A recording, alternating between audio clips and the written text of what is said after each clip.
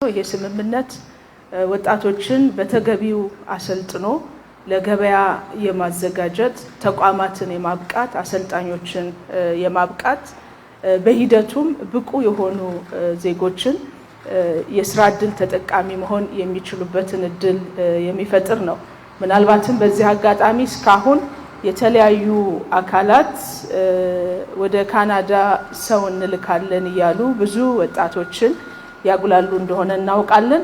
በእኛ በኩል ከዚህኛው ስምምነት ውጪና በፊት ምንም አይነት ህጋዊ እውቅና ያለው ስምምነት የሌለ መሆኑን በተለያየ ጊዜ ባሉን የሚዲያ ፕላትፎርሞችም ለማስተዋወቅ ሞክረናል። ዜጎችን በማታለል ገንዘባቸውን ብቻ ሳይሆን ጊዜያቸውን፣ ጉልበታቸውን ጭምር የሚሰርቁ በህጋዊ ፍቃድ ስምም ይሁን ህገወጥ በሆነ መንገድ የሚንቀሳቀሱ አካላትም ጭምራሉና ይሄ ትክክል እንዳልሆነ መረጃ በደንብ ለህዝባችን እንዲደርስ እንፈልጋለን።